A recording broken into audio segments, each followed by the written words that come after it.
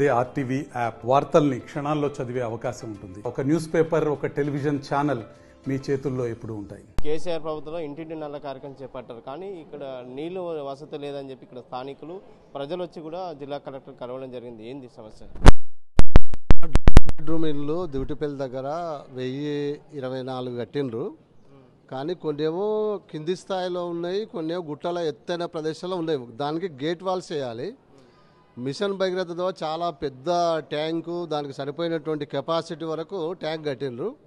కానీ కొన్ని ఏరియాలనేమో కింద 24 గంటలు నీళ్ళు వస్తూ ఉన్నాయి కింది ప్రాంతంలో. పై ప్రాంతాల్లో, ఎగువ ప్రాంతాల్లో ఉన్నటువంటి వాళ్ళు నీళ్ళు రావడం లేదు.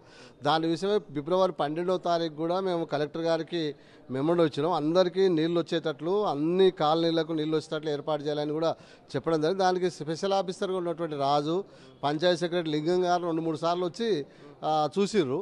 కానీ ఇప్పటి వరకు ఆచరణకు వచ్చే వరకు నీళ్ళు రావడం లేక ప్రాబ్లం ఏంటంటే కింది ప్రాంతం ఉంది, కింది ప్రాంతం వాళ్ళకి నీళ్ళు వస్తాయి, గేట్ విప్పకుండా. కానీ పైన వాల్స్ వేయాలి, గేట్ వాల్స్ వేయాలి. అందరికి వచ్చేటట్లు ప్రయత్నం చేస్తూ ఉన్నారు. ఇప్పటికీ దాదాపు 1.5 సంవత్సరం అవుతుంది అక్కడ నివాసం ఉండేవాటి ప్రజలు. కానీ నీళ్ళ ప్రాబ్లం వల్ల చాలామంది ఇబ్బంది పడుతూ ఉన్నారు. 800 ఒక ట్యాంకర్, 800 ట్యాంకర్ పెట్టి కొనడం అంటే సాధారణ ప్రజానీకం, పేద ప్రజలకు సాధ్యమవుతుందా? ఇంకోవైపు ఎండ విపరీతంగా పెరుగుతూ ఉంది. ఫిబ్రవరి, జనవరిలోనే విపరీతమైన ఎండ ఉంది. రేపు ఏప్రిల్, మే వచ్చే వరకు ఏ రకంగా ఎండ ఉంటుందో కనీసం ప్రభుత్వ అధికారులు కానీ, లోకల్గా ఉన్నటువంటి అధికారులు కానీ స్పందించడం లేదు. ఈ విషయాన్ని కలెక్టర్ గారి దృష్టికి తీసుకొస్తే ఇమీడియట్గా 3 రోజుల్లో మీకు నీళ్ళు వస్తాడు ఏర్పాటు చేస్తామని చెప్పేసి గేట్ వాల్స్ వేస్తామని చెప్పారు. గేట్ వాల్స్ తవ్విండ్రు, వేసారు, కానీ నీళ్ళు రావడం లేదు. కాబట్టి మేము డిమాండ్ చేస్తూ ఉన్నాం, తక్షణమే ప్రభుత్వం మంచినీళ్ళు అందించమని కోరుతారు తప్ప గొంతమ్మ కోరికలు ఇక్కడ ఎవరు కోరతలేరు ప్రజలు. కాబట్టి సాధారణ ప్రజానీకం వాళ్ళు ఇబ్బందులు పెట్టి కూలిపోయి రకరకాల ఇబ్బందులు పడేటువంటి వాళ్ళకు 800 రూపాయలు ట్యాంకర్ పెట్టుకోవడం సాధ్యం కాదు.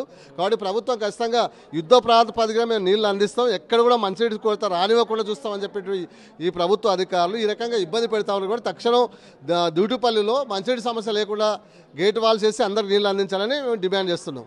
అంటే గత ప్రభుత్వం కూడా డబుల్ బెడ్రూమ్ నిర్మాణంలో కూడా అన్ని వసతులతోటి కూడా అక్కడ డబుల్ బెడ్రూమ్ నిర్మాణం జరిగింది. మంచినీటి వ్యవస్థ ఎందుకు రావట్లేదు?